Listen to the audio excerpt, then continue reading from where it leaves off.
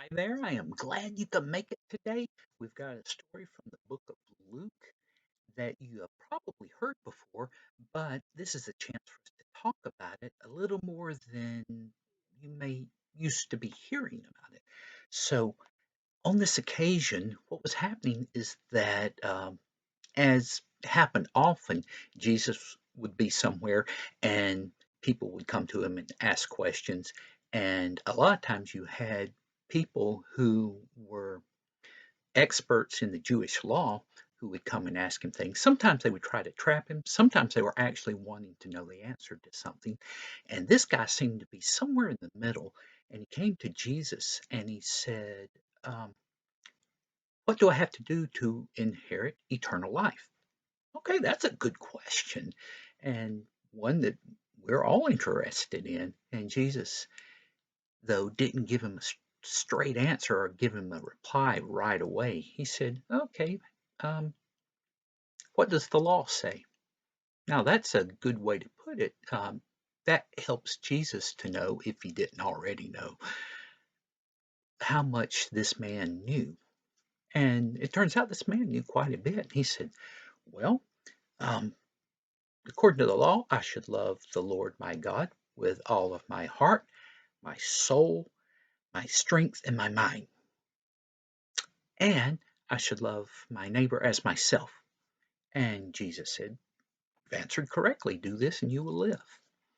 So this guy did understand some important things. When we hear this heart and soul and strength and mind, what it really means that there are different parts of each one of us. Our heart we can think of as our emotions, that part of us, the part that cares for people. We have this feeling that goes with that. And soul, that's the spiritual side of us, the one who is concerned for someone's eternal well-being. Um, Mind, that is our intellectual part, the part that makes us smart, that helps us to know things, and we can think through this and know, okay, there is a God, I need to follow him. And then strength, that would be physically. So if you're thinking of loving God with your strength, that would seem to indicate that it's things that we do. It's not just us in our heads thinking, oh, I should follow God and I should love God. It's doing things that God would have us to do. So um, that sums up the four parts of us, but you don't have to think of it separately. It just means with everything you have, you love God. Okay, we've got that straight. And then there's that part, love our neighbor as ourselves. And a lot of us might think, okay, does that mean the person who lives in the house next to mine on each side, and maybe the one across the street, and maybe there's one behind a fence? Uh, just those people? Well, if you wonder about that, we get to the next part of the story. And the man says to Jesus, who is my neighbor?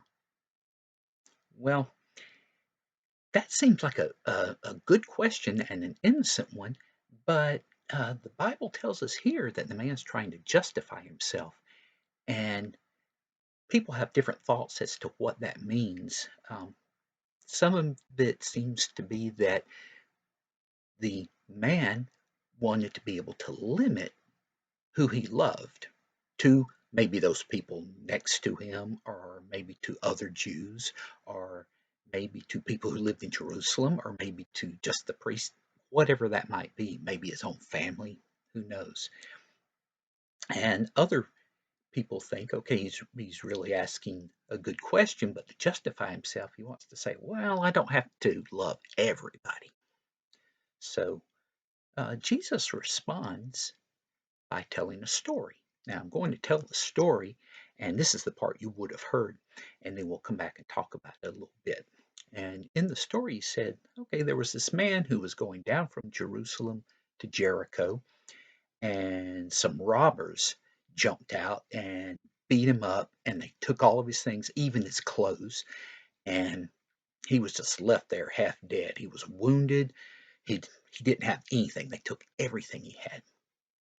And as he's lying there, a priest comes down the road. He sees the man there. The priest crosses over to the other side of the road and heads on down the road that way.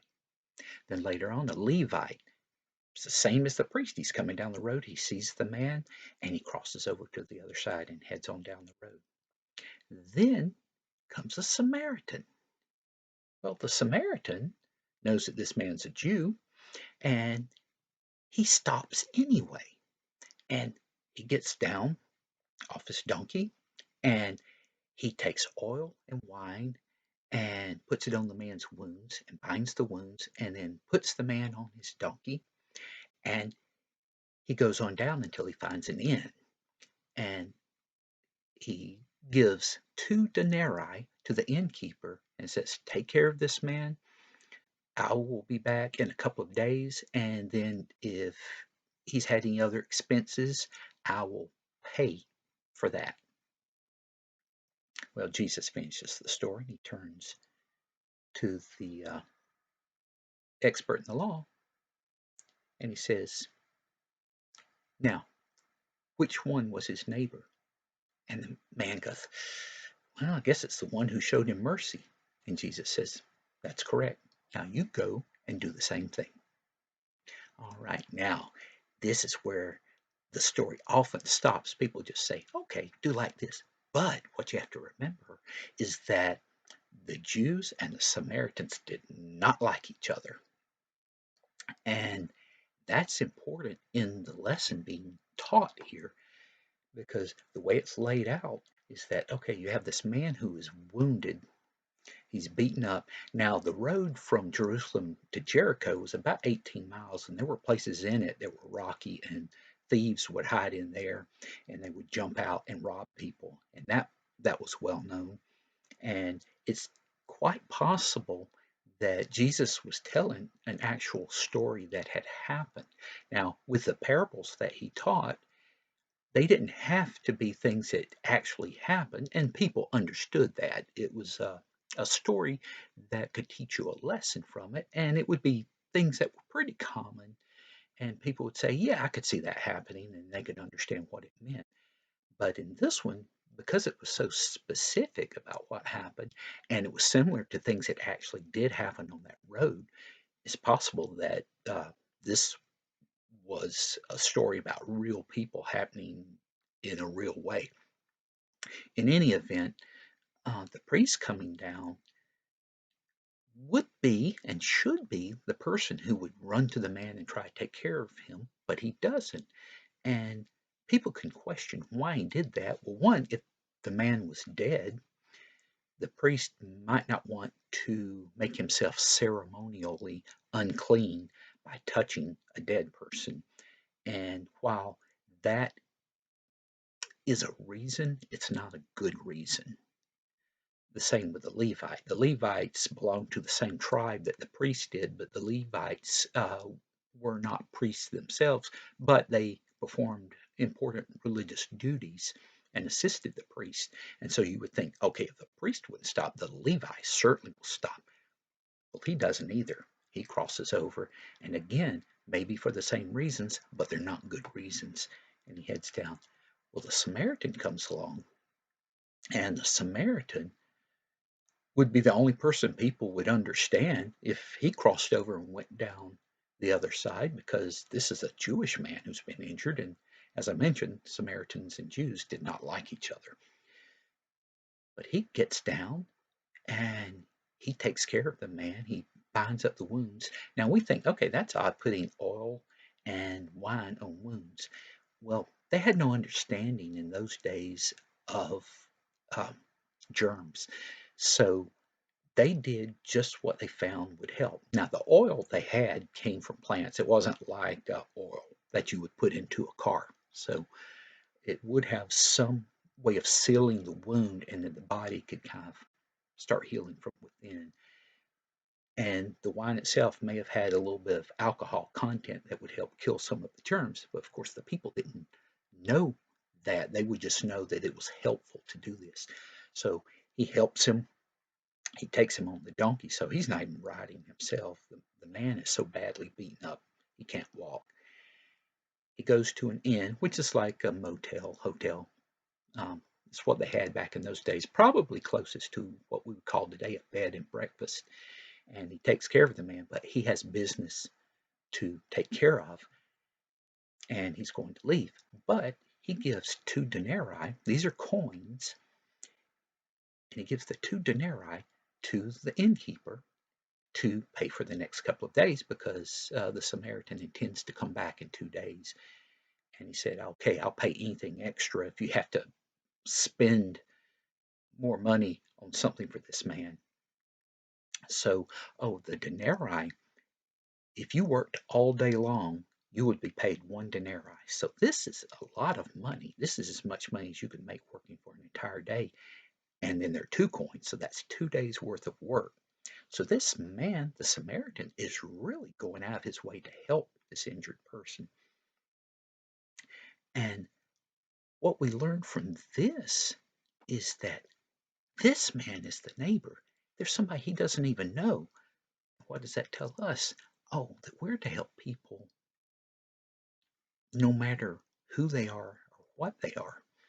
There are certain circumstances where you might have to be careful with how you help people, but there must always be a willingness to go in and do something for someone who needs your help.